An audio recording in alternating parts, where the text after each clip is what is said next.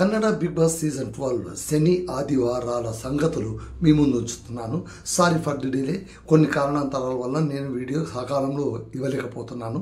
కానీ దయచేసి నా పరిస్థితిని అర్థం చేసుకుని ఈ వీడియోని మీరు వ్యూ చేస్తారని నేను అనుకుంటున్నాను. యథాలాపంగానే నా ఛానల్ని లైక్ చేయండి, సబ్స్క్రైబ్ చేయండి ప్లీజ్. సో నిన్న కిಚ್ಚ సుదీప్ గారు వాರದ ಕತೆ ಕಿಚ್ಚನ ಜೊತೆ శనివారం పంచాయతీలోన అశ్విని గౌడకు నిజంగంటే ఆమె నిజమైన అవతారాన్ని బయటపెట్టారు. ఎందుకంటే ఇక్కడ ఇది కావాల్సింది. ప్రతి సందర్భంలో కూడా అందరూ ఏమనుకున్నారంటే కిచ్చ సుదీప్ గారు ఎందుకు అశ్విని గౌడ్ విషయంగా సాఫ్ట్గా ఉంటున్నారు, మిగిలిన వారిని క్లాస్ తీసుకున్నట్టుగా ఈమెను ఎందుకు తీసుకోలేకపోతున్నారు, కారణాలు ఏమై ఉండొచ్చు అని ప్రతి సందర్భంలో కూడా చాలామంది బయట అనుకుంటున్నారు.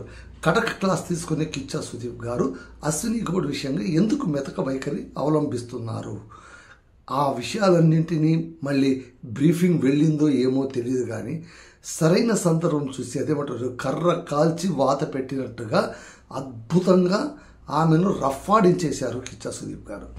కిచ్చ సుదీప్ గారు మాట్లాడుతూ ఎందుకంటే ఆమె నిరాహార దీక్ష చేసింది.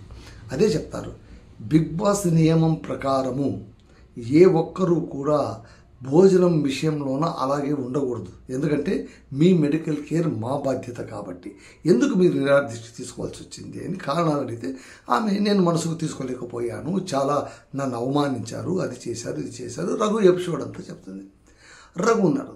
రఘు ఏంటి ఏమైంది అంటే ఆయన అదే అంటాడు, సార్ నిజంగా నేను కావాల్సిగా ఏది చేయలేదండి, నాకు ఆ విషయం తెలియదు, మళ్ళీ ఎక్కడ పొరపాటు జరిగిందో తెలియదు, నేను కావాల్సిగా ఎవరిని ఏకవచనంతో సంబోధించలేదు అంటే లేదు అన్న సంబోధించారు, చాలా అవమానకరంగా చేశారు. నాతోనే కాదు ఇంట్లో ఉండే చాలామంది కూడా అమ్మాయిలతోన పోవే రావే అన్నట్టుగా ఏకవచనంతో మాట్లాడతారు, నా దగ్గర కూడా అలా మాట్లాడితే నేను ఒప్పుకోను అన్నప్పుడు అప్పుడు కిచ్చ సుదీప్ గారు బ్రహ్మాండంగా ఫైర్ అవుతారు. ఇంట్లో ఉండే ఆడపిల్లలందరూ కూడా మీ గౌరవ బాధ్యతలన్నీ కూడా అశ్వినికి అప్పగించారా గంపగుత్తగా? ఆమె మీ గుంపు మేస్త్రీనా? ఆమె ఎందుకు బాధ్యత వహించాలి? మీకు గొంతు లేదా? మీరు మాట్లాడలేరా? ఎదుటి వ్యక్తి మిమ్మల్ని రావి పోవి అంటుంటే కనుక మీరు ఎంటర్టైన్ చేస్తుంటే మీరేమో ఒకే ఇంటి నుంచి వచ్చిన వాళ్ళ ఏంటి కథ అసలు నాకు చెప్పండి అంటే కనుక అందరూ సైలెంట్గా ఉంటారు. పోనీ అశ్విని గౌడ్ చెప్పిన మాట నిజము, అందరూ ఏకవచనంతో మాట్లాడుతుంటే తాను తిరగబడింది అన్న మాటకు ఏకీభవించే వారు చేతులు ఎత్తండి అంటే ఒక్కరు కూడా చేయెత్తారు. మీరు జాగ్రత్త గమనించండి. కావ్య ఈ విషయంగా ఒక విషయం మాట్లాడుతుంది. ఏంటి ఆమె మిగిలిన అమ్మాయిల గురించి మాట్లాడుతుంది, మిగిలిన అమ్మాయిల విషయంలో మీరు ఎలా ప్రవర్తించినా పర్వాలేదు, నా దగ్గర మాత్రం ఒళ్ళు దగ్గర పెట్టుకోండి అన్నట్టుగా రఘు గారితో అంటుంది. అంటే మిగిలిన అమ్మాయిలు అంత తేరగా వచ్చిన వాళ్ళనా ఏంటి, అసలు అశ్విని గౌడ్ స్ట్రాటజీ ఏంటి నాకు అర్థం కావట్లేదు అని ఆమె బాధపడింది. ఇక్కడ అదే విషయాన్ని కిచ్చా సుదీప్ ఇచ్చేశారంట. అప్పుడు ఆయన చెప్తారు, చూడండి మేడం, మర్యాద అనేది మీరు ఒక్కరే ఎక్స్పెక్ట్ చేసేది కాదు. మీరు గౌరవం ఇస్తే ఎదుటి వ్యక్తులు మీకు గౌరవం ఇస్తారు. మీరు వేలు చూపించి మాట్లాడుతున్నారు, మీరు అగ్రెసివ్గా మాట్లాడుతున్నారు, మీరు తిరగబడి మాట్లాడుతున్నారు. ఇన్ని విషయాలు మీరు చేస్తూ ఉండగా ఎదుటి వ్యక్తి చేస్తున్నాడని మీరు కంప్లైంట్ ఇస్తారు, అలుగుతారు, భోజనం మానేస్తారు, ధర్నాలు చేస్తారు, హంగర్ స్ట్రైక్లు చేస్తారు. ఇది న్యాయం అని అంటే లేదన్నా నా వరకు నేను కరెక్ట్గా ఉన్నాను, లేదమ్మా నీ వరకు నువ్వు కరెక్ట్గా లేవు, కావాల్సిన క్లిప్పింగ్స్ చూపించమంటే నేను చూపిస్తాను అని చెప్పి అసలు తప్పు ఎక్కడ జరిగింది ఏంటి ఏం కదా అన్నప్పుడు అదే చెప్తాను. నాకు బ్యాక్ పెయిన్ ఉందని నేను వెనకటి రోజే అడిగానన్న కెప్టెన్ రఘు గారిని. ఆయన ఈ ఒక్కరోజు చేయి, రేపు వర్క్ చేస్తానని కూడా నాకు మాట ఇచ్చారు. అక్కడ కూడా నేను అదే చెప్పాను, నాకు బ్యాక్ పెయిన్ ఉంది, ఒక 10 నిమిషాలు నాకు అవకాశం ఇవ్వండి, నేను మళ్ళీ వస్తాను అంటే ఆయన నన్ను ఇరిటేట్ చేశారన్న. రఘు అన్నాడు, ఏం రఘు ఏంటి అంటే లేదు సార్, నేను కూడా ఆమె మాట్లాడిన టోన్ నన్ను ఇరిటేట్ చేసింది కాబట్టి నేను అట్లా మాట్లాడాను. అక్కడ చెప్తారు, మీరిద్దరు కూడా ఆలోచించుకోవాల్సింది. అసలు రఘు మీరు ఆమె 10 నిమిషాలు ఆగండి అన్నప్పుడు 10 నిమిషాలు నువ్వు కాస్త పోస్ట్పోన్ చేసుకుని తర్వాత అడిగి ఉండింటే ఇంత పెద్ద ఇబ్బంది వచ్చేది కాదు. Number 1 point. రఘు మీతో మాట్లాడుతున్నప్పుడు ఆయనతో మీరు ఎక్స్ప్లెయిన్ చేసింటే అంటే మీరు ఆవేశపడకుండా ఇలా చేస్తున్నారు ఇది సరికాదని మీరు మామూలు టోన్తో మాట్లాడుంటే అశ్విని గారు మీరు కూడా మంచివాళ్ళు అయ్యేవాళ్ళు. మీరిద్దరూ కూడా ఉచితానుచితాలు మరిచి మీ ఏజ్కు కూడా మీరు మర్యాద ఇవ్వకుండా మీరు మాట్లాడితే ఇంట్లో ఉన్న వాళ్ళకు మీరు ఏమి సిచ్యువేషన్ సెట్ చేసినట్టు, మీకంటే చిన్నవాళ్ళందరూ మిమ్మల్ని ఫాలో కావాలన్నా ఇదేనా మీరు ఇది చేయడానికైనా మీరు బిగ్ బాస్ హౌస్కి వచ్చింది అని ఎడామెడా క్లాస్ పెడతారనమాట. ఆ తర్వాత ఈ సందర్భంగా అదే చెప్తారు, మీరందరూ ఇది చేసినా కూడా ఒక వ్యక్తే చాలా సమన్వయంగా వ్యవహరించి పెద్ద మనిషి తరాలా వ్యవహరించినటువంటి ఒక చిన్న వ్యక్తి గురించి నేను ఈరోజు ప్రశంసించక తప్పదు, అదే రక్షితా శెట్టి అని రక్షితా శెట్టితో అంటాడు. పోయిన వారం నేను నిన్ను అలా మాట్లాడొద్దని చెప్పాను కదా, అర్థమయ్యిందా అంటే అర్థమైంది సార్. మారావా అంటే మారాను సార్. ఇప్పుడు నీ మాట తీరు మారిందంటే మారింది సార్, వెరీ గుడ్ అని చెప్పి కిచ్చన చెప్పాడే రక్షితా శెట్టికి ఇస్తాను. This is beautiful. ఆయన కారణం చెప్పేది ఒకటే, నేను ధనుష్ విషయంగా కిచ్చన చెప్పాలి ఇచ్చేటప్పుడు ఒకే మాట చెప్పాను. ఆయన ఒక త్యాగం చేసి ఆ త్యాగాన్ని 10 మందికి మళ్ళీ చెప్పుకోలేదు, దాన్ని పబ్లిసైజ్ చేసుకోలేదు. అలాగే ఇక్కడ రక్షితా శెట్టి కూడా తాను వెళ్ళి రఘుతో మాట్లాడింది. మీరేం చిన్నవాళ్ళు కారు, ఆమె ఆకలితో ఉంది, ఎక్కడో ఏదో పొరపాటు జరిగినట్టుంది, ఆమె విపరీతంగా బాధపడుతున్నట్టుంది, ఆమె దగ్గర మీరు వెళ్ళి సారీ చెప్పుకోండి, ఏమీ కాదు, మీరేం తగ్గిపోరు, మీరేం చిన్నవాళ్ళు కారు, నేను ఈ మాట చెప్తున్నాను అని చెప్పి ఆ విషయం మళ్ళీ ఎక్కడ బయట చెప్పలేదు, కేవలం రఘుతో మాత్రమే మాట్లాడింది. నాకు ఇక్కడ అసలు రక్షిత అసలు ఎంతో సూపర్గా ఎదిగిపోయిందండి. నిజంటే అశ్విని రక్షిత వీళ్ళిద్దరిని త్రాసు పైన పెడితే అసలు అశ్విని కిందకు కుంగిపోయినట్టు కనిపిస్తుంది. ఆమె గంభీరంగా కనిపిస్తుంది, ఆజానుభావురాలా కనిపిస్తుంది, గొంతు గంభీరంగా ఉంటుంది, నాకింత అనుభవం ఉంది అంటుంది, నన్ను మించిన వాళ్ళు లేరంటుంది. కానీ బిగ్ బాస్ హౌస్లోన ఆమె జాన్వి చేసినన్ని తప్పులు ఇంకెవ్వరూ చేయలేదు. బిగ్ బాస్ అంటే గౌరవం లేదు, ఆట అంటే మర్యాద లేదు, తాను అనుకున్న రీతిగానే ఆడటం, కిచ్చా సుదీప్ గారు క్లాస్ పీకిన ప్రతి సందర్భంగా నేను మారానన్నా అనడం, మళ్ళీ కుక్కతోక వంకరలాగా అదే బుద్ధి చూపించడం, ఇది తప్పు కదా. ఇది ఇక్కడ రక్షిత శెట్టి చూడండి, చిన్న పిల్ల అయినా కూడా ఎంతో సంస్కారంగా ఆమె తన తప్పును దిద్దుకునేది, తప్పేం లేదు.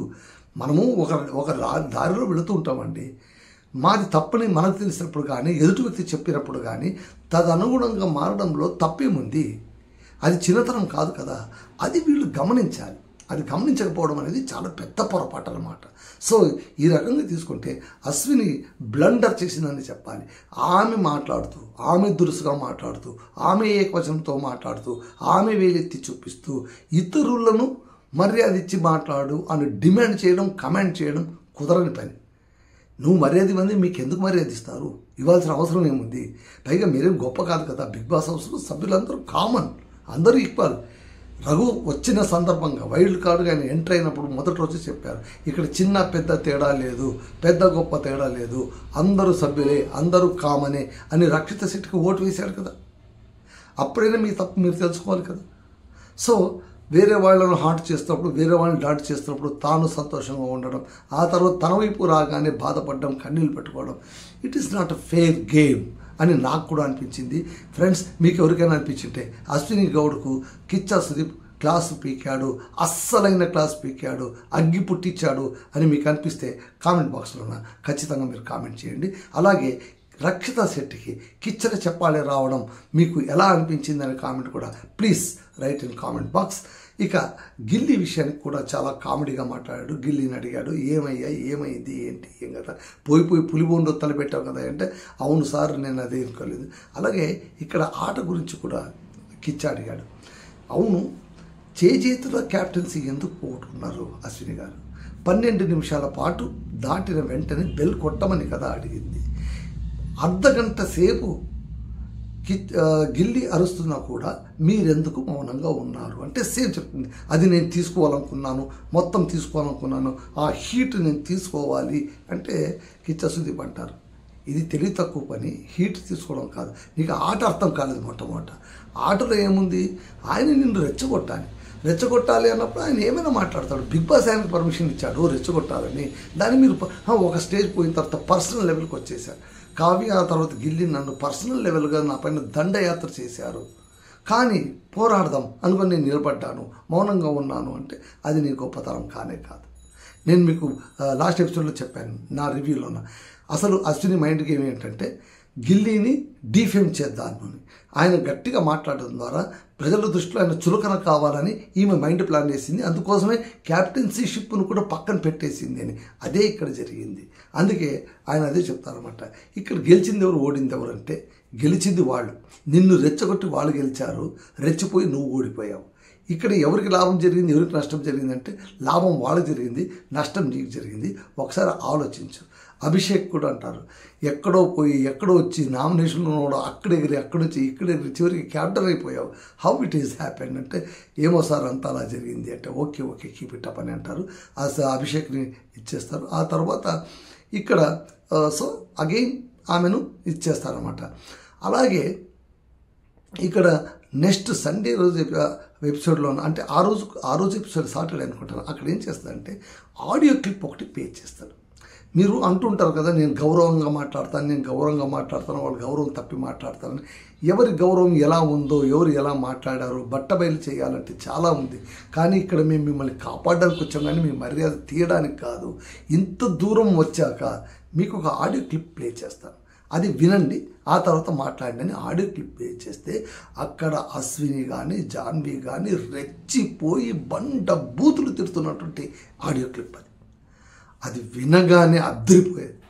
అసలు బిగ్ బాస్ హౌస్ అంతా స్టేజ్ పైన అందరూ కామ్ డౌన్ అయిపోయారన్నమాట.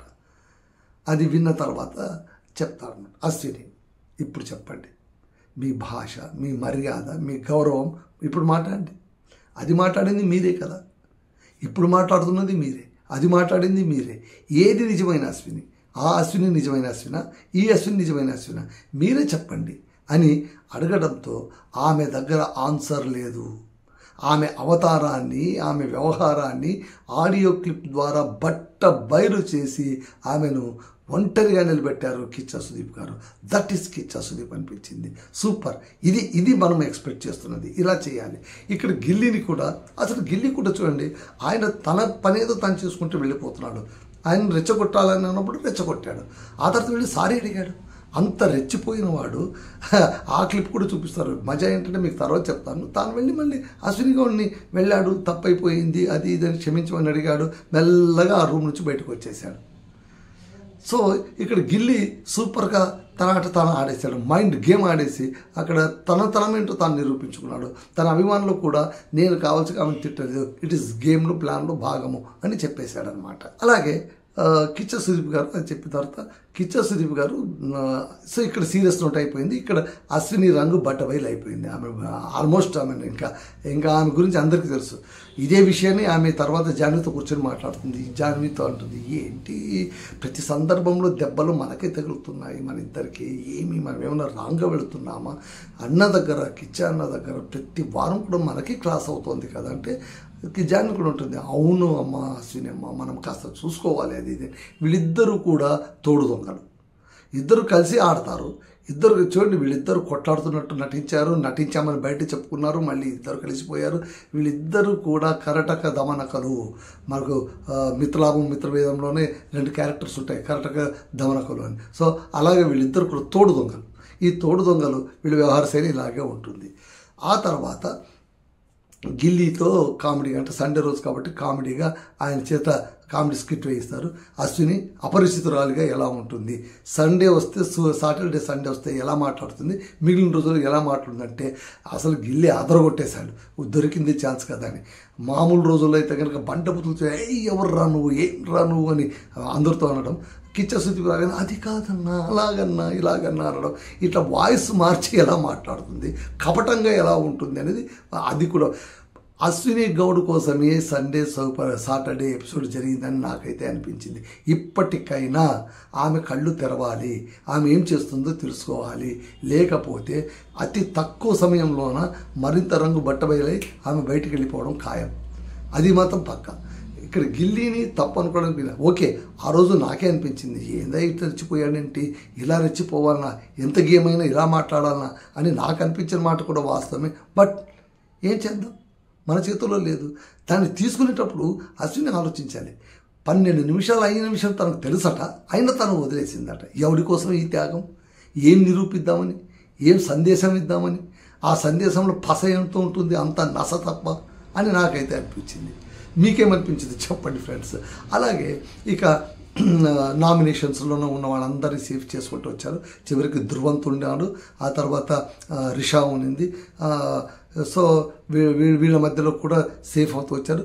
చివరికి రిషాను ఇంటి నుంచి బయటికి పంపించేశారు. సరే రిషా సుడిగాలిలాగా అలా వచ్చింది, అలా వెళ్ళిపోయింది. రిషా కూడా తాను ప్రాపర్గా ఆడలేదు, కన్సిస్టెంట్గా ఆడలేదు. రియల్లీ ఒక రకంగా చెప్పాలంటే ఆమె జాగ్రత్తగా ఆడి ఉండింటే రఘుతో పాటు ఆమె కూడా ఉండేది. రఘు సూరజ్తో పాటు ఆమె కూడా కొంతకాలం ప్రయాణం చేయగలిగే వ్యక్తే. ఆమెకు కెపాసిటీ లేదని కాదు, షీఈ్ హ్యావింగ్ కెపాసిటీ.